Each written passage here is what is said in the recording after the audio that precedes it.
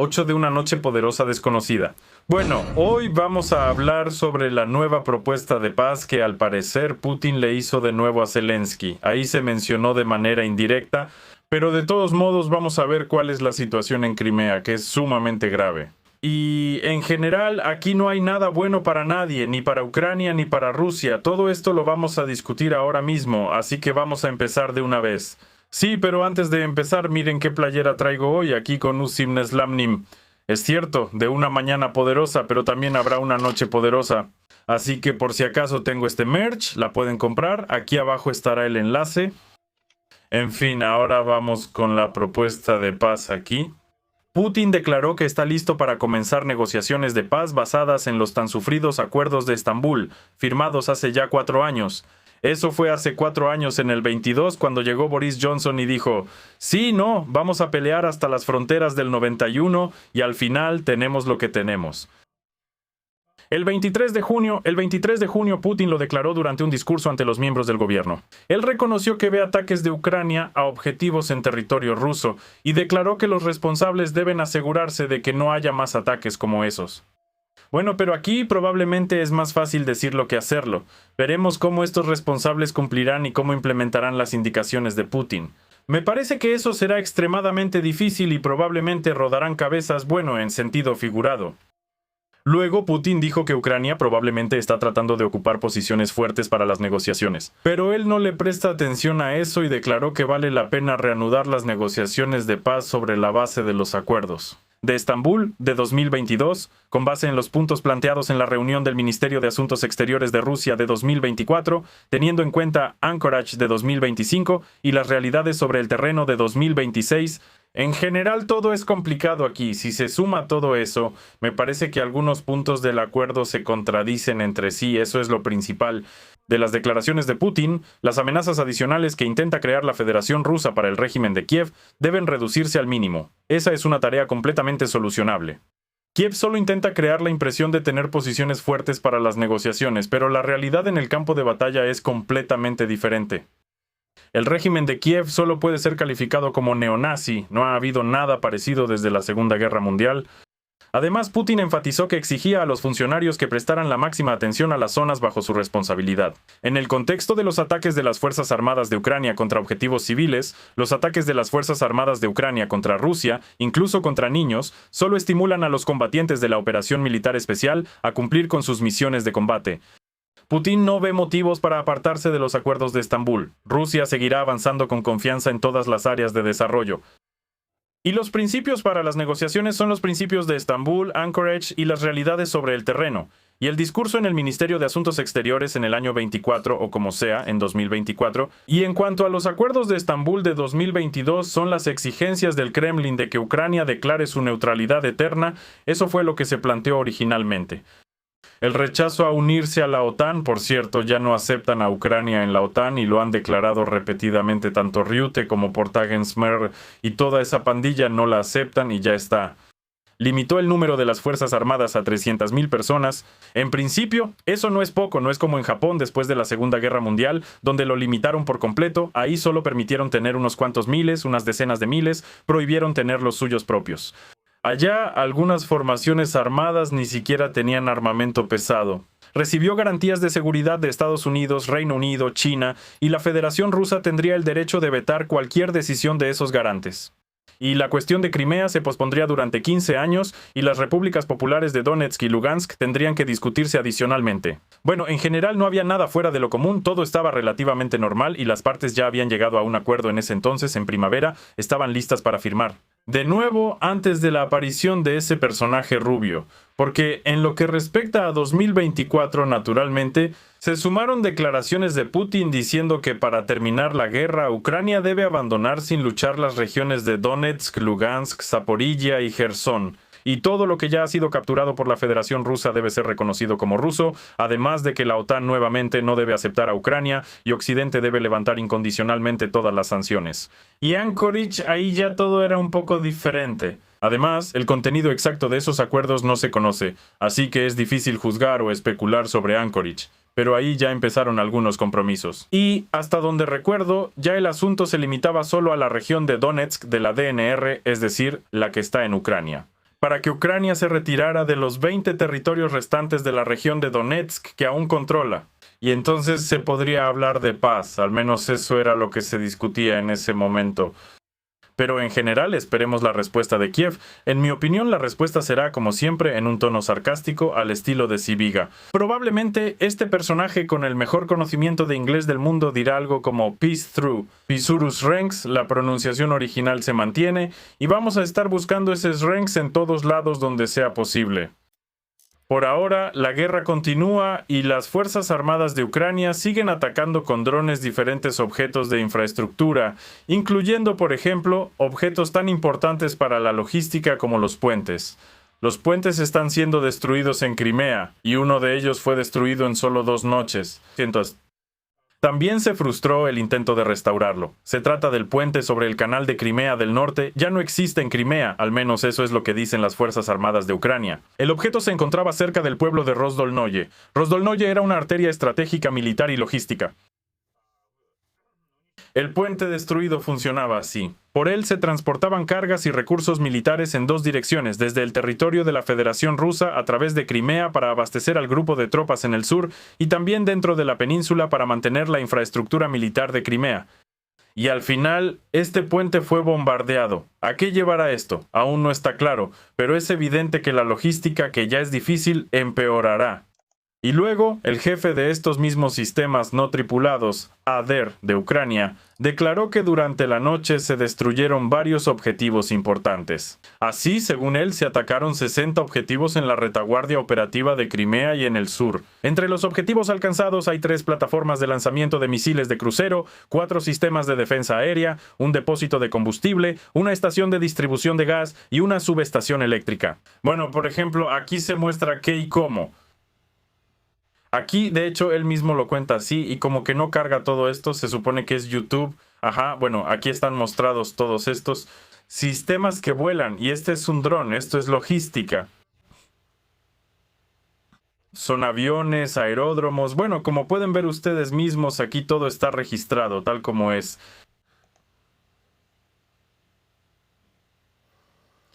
Es decir, se destruye una cantidad bastante grande de objetivos. Por cierto, he escuchado la opinión de que Ucrania está mostrando todo esto ahora para ocultar los fracasos en el frente de Donetsk, donde Rusia está capturando muchas cosas. Pero, en general, aquí vale la pena analizar más a fondo esta información y haré un episodio aparte sobre el frente de Donetsk. Esto, si no me falla la memoria, es una refinería que está en llamas y los daños ahí son bastante graves. Es decir, aquí se muestran todos los objetivos que fueron atacados por los drones de ese tal Maider. Y aquí hay algo más en el bosque, aparentemente militar. Eso, la verdad ya ni sé qué es lo que está echando humo ahí. Bueno, en fin, aquí bombardean muchas cosas y... lo principal que destaca ese mismo Maider. El trabajo fue realizado por drones de categoría media.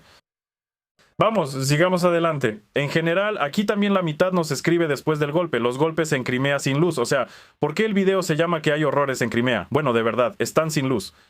Ya en el tercer video creo dije que los crimeos tienen que pasar por esto una y otra vez. Es realmente una pesadilla para ellos. En 2014 les cortaron el agua y la luz, luego hubo problemas y ahora otra vez hay problemas. Es una locura, una región tan hermosa y tantas cosas así, tanta violencia y tantos problemas como estos. Todo esto sucede, se puede decir, en el paraíso. Cuando estuve en Crimea, me encantó estar ahí. La verdad estuve ahí hace mucho tiempo, pero aún así me quedaron los mejores recuerdos. Bueno, y aquí está el incendio. En la central termoeléctrica de Kerch, en Crimea, cuentan que este incendio ocurrió después de que bombardearan esa misma central. La mitad de la península se quedó sin luz, además los drones ucranianos atacaron esta zona por segunda vez en 3 días. Tampoco hay luz en Paturi, Eupatoria, Saki, Krasnoperekovsk, Dzhankoy y en otras zonas. La razón principal, naturalmente, son las fallas en las redes eléctricas, pero sin infraestructura nada funcionará correctamente. La opinión oficial de los representantes de la compañía eléctrica. Debido a fallas tecnológicas en las redes eléctricas, se produjo la desconexión de los consumidores en los distritos urbanos de Evpatoria, Saki, Krasnoperekovsk y Dzhankoy. Bueno, y aquí también hay información sobre un nuevo ataque a la terminal petrolera en el puerto de Kerch. al complejo de transbordo de productos petroleros. En resumen, hay un gran problema con los productos petroleros. No en todas las regiones de Rusia existe este problema ahora, pero de alguna manera se está expandiendo, creciendo, y ya no es solo en Crimea donde desaparece la gasolina y otros derivados del petróleo.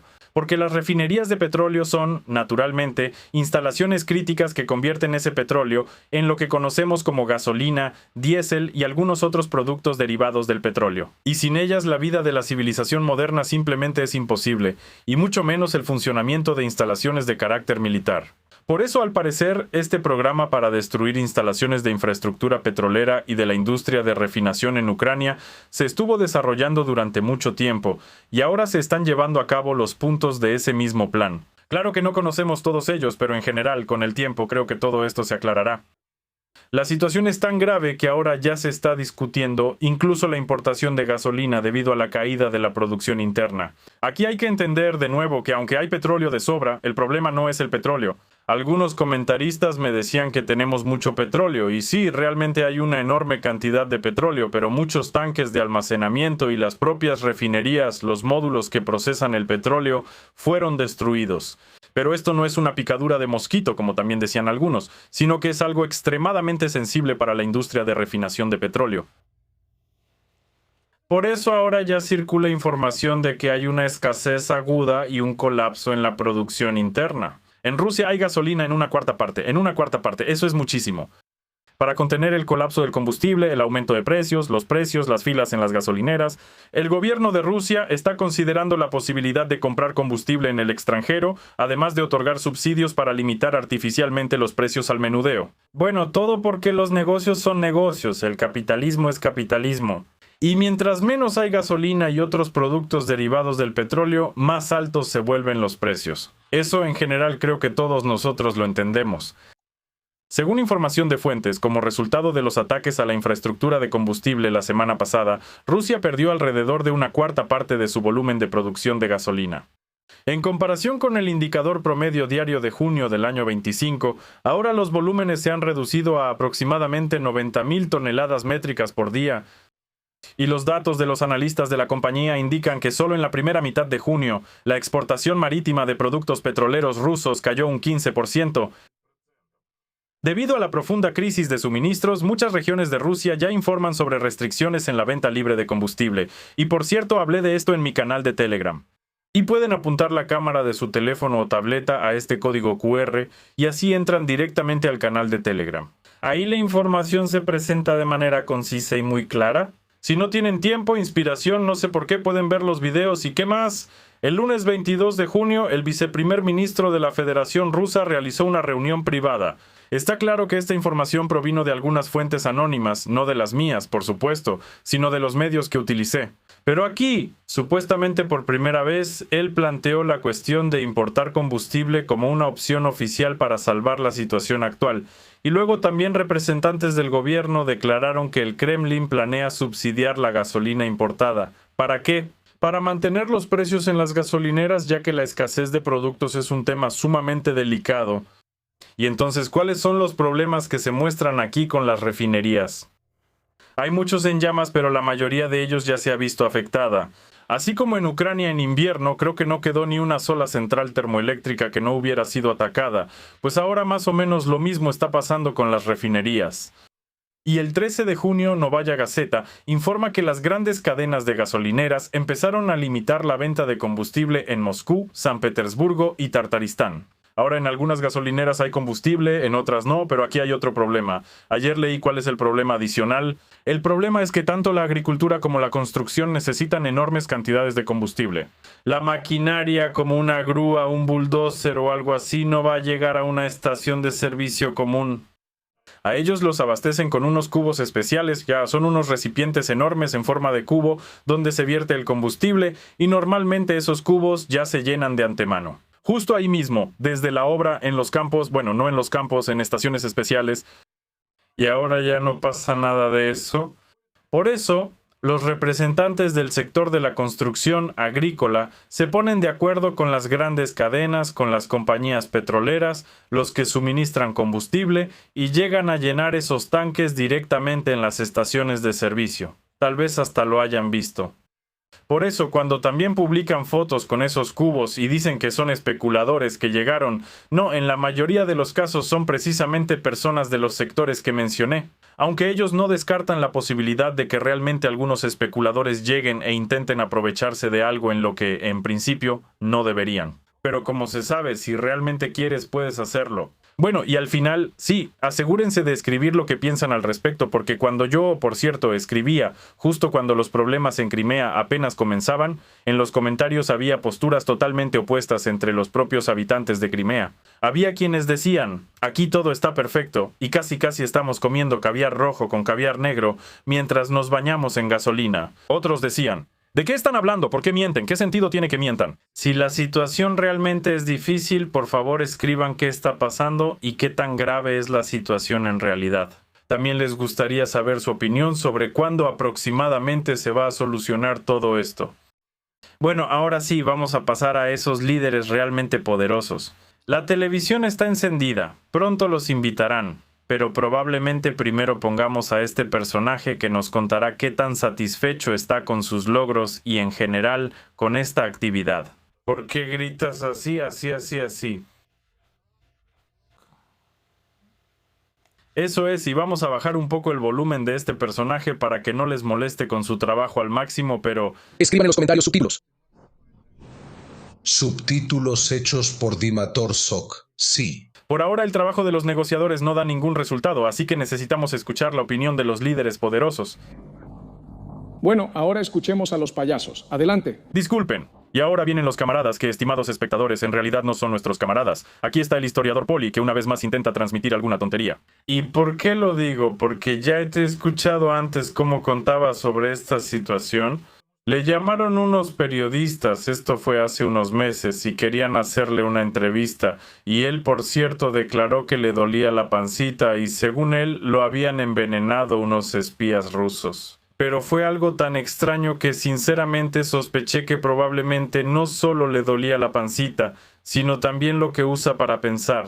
Bueno, eso ya depende de las circunstancias, es sumamente interesante. Águila Blanca, en cuanto a nuestro presidente, no encaja en el contexto histórico. No es solo que Polonia quiera realizarse a costa de nosotros, con otros no le sale muy bien realizarse. La verdad no entiendo qué significa realizarse a costa de nosotros. ¿Qué clase de expresión es esa? Pero supongo que el historiador sabe mejor. Y hay que decir que, bueno, ahí está su presidente, pero no tiene poder real. ¿Y dónde está parado? ¿Por qué no está acostado? ¿Por qué no está sentado? ¿Por qué? ¿Por qué está parado? Y en realidad tiene poca influencia en casi nada. ¿De qué le queda hablar? Polonia no conoce muy bien su propia historia. Pero el historiador Poli sí conoce la historia de Polonia. Hay personajes así, bueno, la verdad no lo había escuchado antes, salvo por esa historia. Pero aquí está claro que al tío le va todo bien, todo es perfecto en su propio mundo. Dice que el presidente de Polonia no tiene palancas para gobernar el país, y que en general solo está para blanquear, pintar por ahí. Pero el historiador Poli es un personaje increíblemente activo con una enorme cantidad de palancas. ¿Dónde y cuáles? Bueno, eso ya es tema de otra discusión. Y están bien con eso. Ahora se puede hacer algún concurso de canción polaca. Mucho.